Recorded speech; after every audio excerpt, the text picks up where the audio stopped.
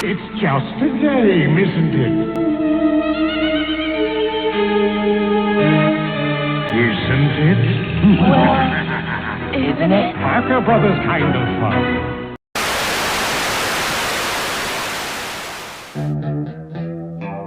Ouija boards. Magical board games which open up a portal between our world and the spirit world. A special device in which communicating with the dead is possible. Or is it? Do these mystical board games hold the missing key between the living and the afterlife? Can we really communicate with loved ones who have passed, or is it just mind over matter? What are the dangers of using such devices? Can they conjure up evil entities and demons, or can they make users go insane? What are the repercussions of stepping out of our realm in search of communicating with the perpetual dreamscape of eternity that is the afterlife? Can Ouija boards really gift us with the ability to talk to spirits? Or is it all just one big clever hoax that has suckered us in for many years? Could the powers of the Ouija boards be more psychological than supernatural? And above all, what are the effects on society has the Ouija board brought with it? So peoples, today we are going to look into the phenomenon that is the Ouija board, as we investigate and try to peel back the layers to see if we can uncover the real truths behind this notorious and controversial board game. So get ready to hold up a crucifix while repeatedly chanting "The power of Christ compels you" as we investigate the Ouija board.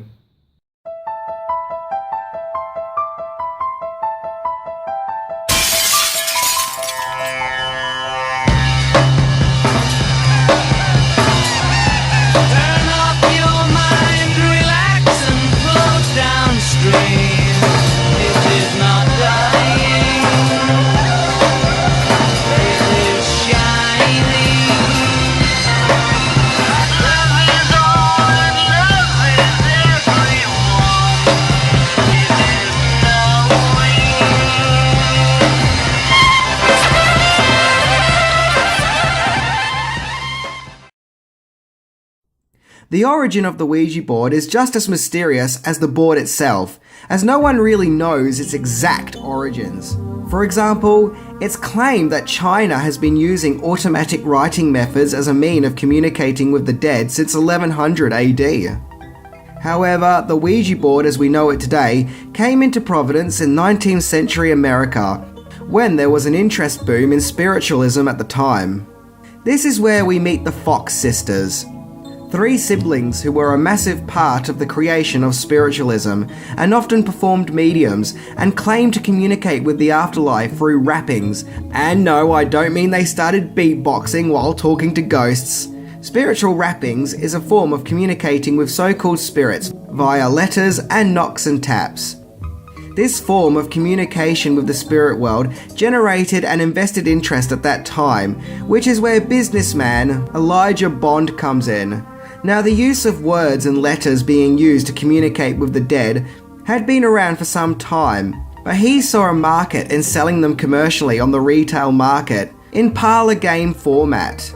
Bond made this phenomenon mainstream, which has historically earned him the title of the Ouija board creator.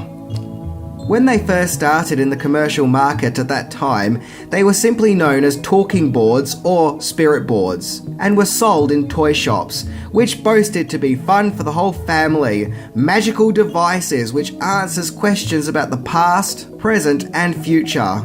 It was seen as something of an amusing novelty, claiming to be a link between the known and the unknown. The design was simple, yet effective.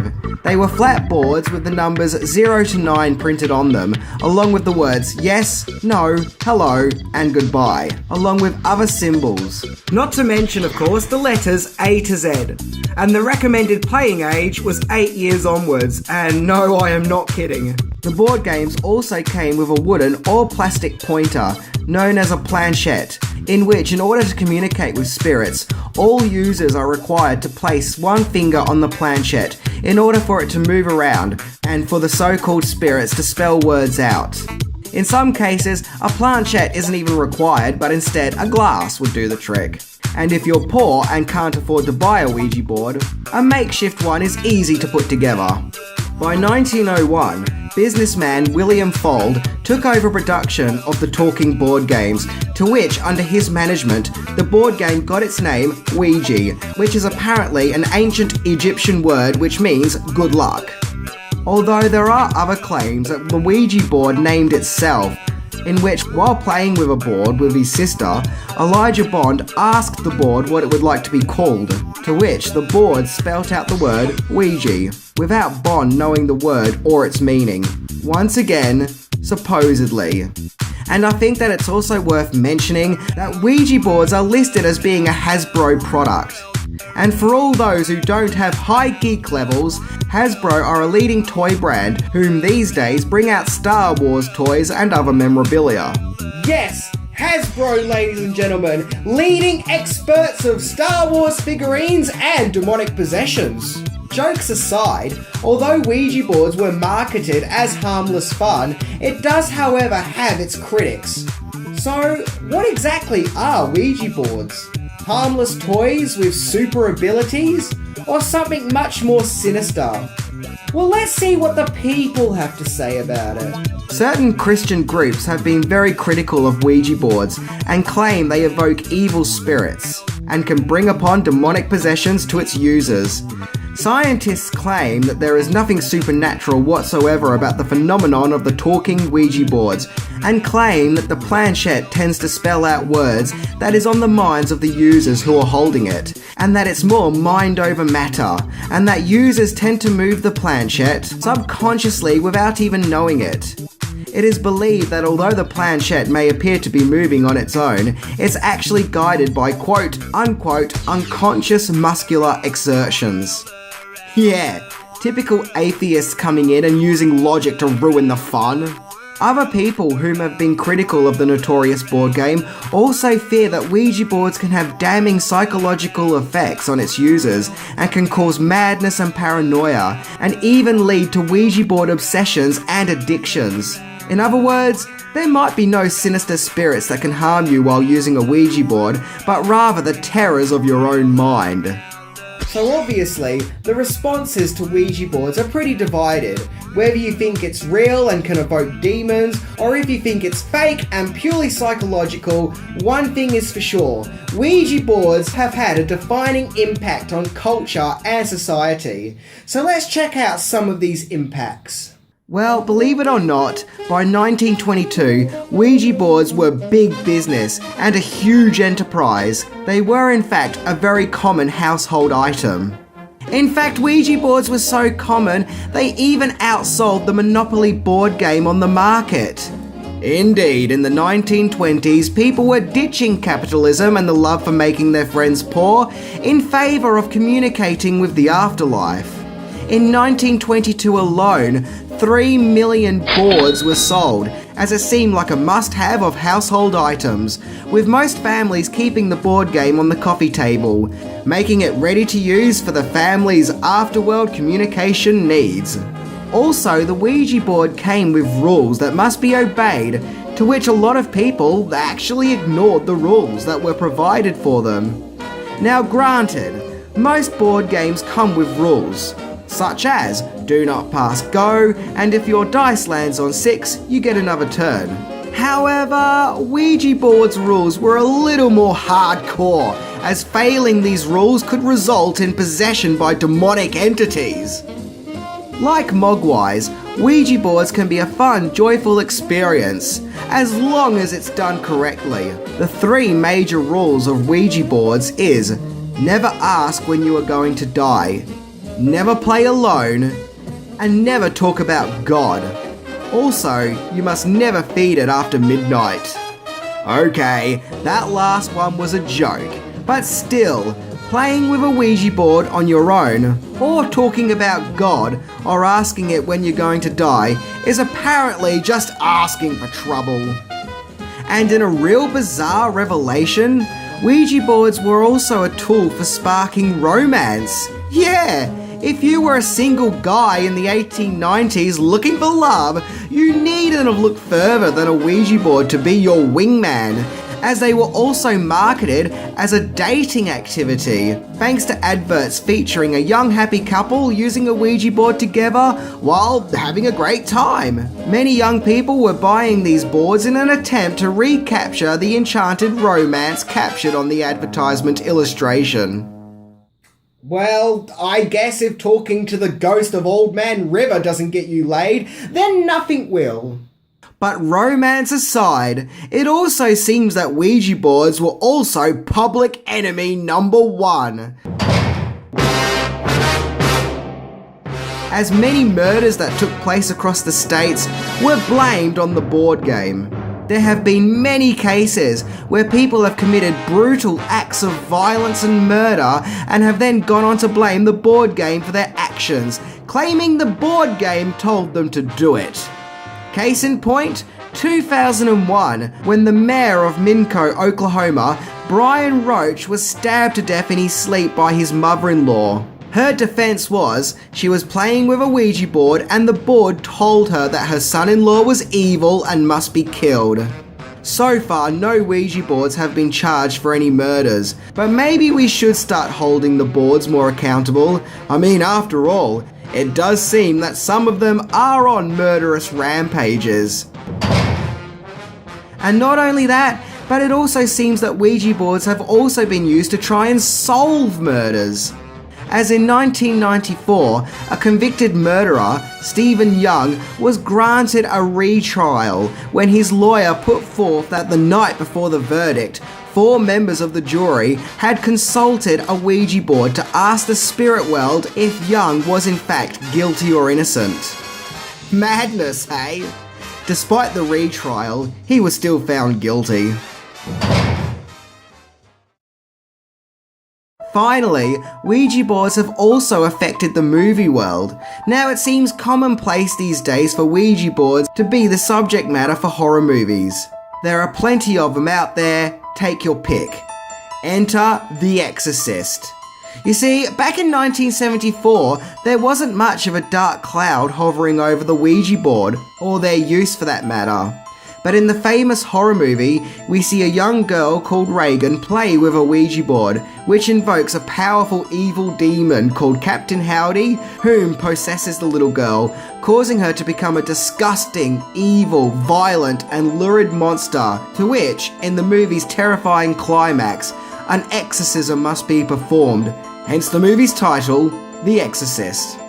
This classic movie not only terrified movie audiences, but in some cases, it left them running out the theatre in terror or vomiting and even passing out.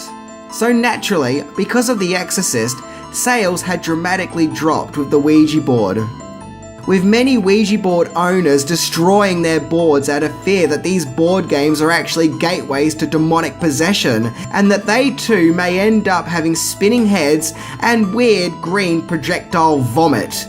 And let's face it, who wants that? Your mother sucks hell. And really, ever since The Exorcist, Ouija boards are now seen in a more sinister, dangerous light, and are also now often the subject matter of horror stories. So now we know about the ins and outs of Ouija boards, let's look at some of the stories associated with these so-called magical board games.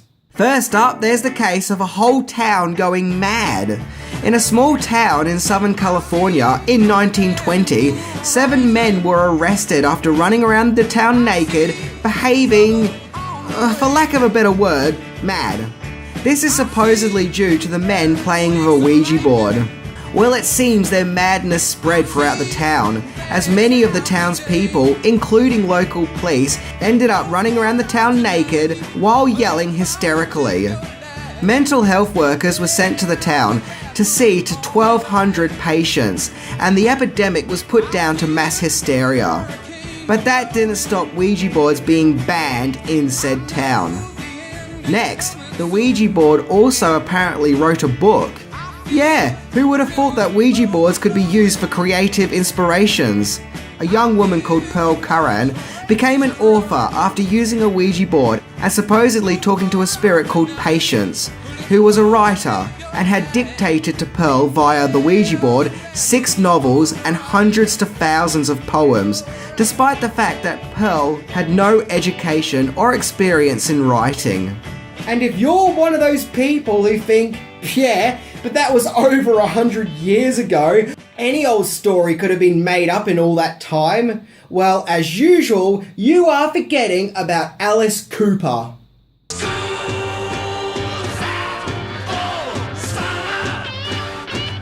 Indeed, American rock sensation Alice Cooper claims that he got his stage name after consulting a Ouija board. Cooper, whose real name is Vincent Vernier, was using a Ouija board when he apparently communicated with a 17th century witch called Alice Cooper, a conversation that inspired him to use the name Alice Cooper as his pop star persona. Once again, apparently, of course. Cooper isn't the only celebrity who conjured up spirits via Ouija board. Actress and former Playboy bunny, Bridget Margot, claims that she asked her mum to buy her a Ouija board, and one afternoon she was playing around with it with her cousin, to which the planchette started spinning out of control and flew off the board, and her cousin ended up with 3 signs of the cross carved into her body, which then mysteriously disappeared. And if that wasn't enough, her home became haunted by an evil spirit, which only went away when she got the Ouija board out the house and threw it away. But to me, the most creepiest story associated with the Ouija board involves one of its co-founders, William Fuld, who, as mentioned before, oversaw the retail progress of the Ouija board product after the efforts of its creator, Elijah Bond. Fuld often communicated with so-called spirits via Ouija boards, to which Fuld was advised to prepare for big business. And in receiving this advice, he decided to build a massive warehouse in Baltimore for the manufacturing of the Ouija board products. And while the building was in construction, Fuld fell off the factory roof, which left him with several broken bones, including a broken rib which pierced through his heart, which ultimately led to his death. And if the story couldn't get creepy enough, while dying in hospital, Fuld told his children not to manufacture any more Ouija boards, as he felt they were dangerous and were the cause of his ill fate. It was a dying wish that clearly wasn't honoured. A wish that was denied, that would actually go on to change and shape the way we look at the spiritual world, and challenge our perception on life and death, along with the possibility of an afterlife. For better or for worse, when Fuld died, his dying wish was to see Ouija boards cease right there and then. But obviously, time has dictated otherwise. Whether or not Ouija boards are magical vessels for communicating to the afterlife, or just psychological trickery, or if they are indeed very dangerous or tools that can be used to communicate with loved ones, or if they do lead to madness and insanity and should just be left alone, one thing is for sure: Ouija boards were an important part of our society a long time ago, and represent a time when the human race became curious and wanted to answer questions of the unknown. Ouija boards are without a doubt byproducts of our own desire in knowing the truth, of knowing if there is life after death. And no one can be faulted for having the desire to investigate this question. But another thing that is definite is that there is a dark cloud that looms over the Ouija board. A dark cloud of terror and danger. A cloud which dictates maybe we shouldn't mess about with things that we don't yet fully understand. Maybe we are not ready to, and maybe we don't have the right to that power. A cloud which many claim enforces the fact that these board games are evil and can invoke demons. A cloud so dark and cautionary it has to make us ask, is using this product even worth it?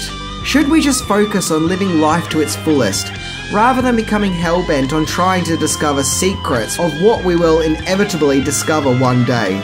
Personally, I'd rather live life, rather than a life that focuses too much on death. So that was my investigation into the weird, strange, surreal, and creepy world of Ouija boards. I know there are many people who believe they are real and will defend that ideology to the end of the world and back. And that said, I also know that there are people who believe they are not real and will also defend that ideology to the ends of the world and back. All I am saying is, stay safe, and maybe focus more on the fruits of life that are a certainty. Anyway, I'm Minty, and I'm off to play board games that won't resort to the damning of my mortal soul. See ya.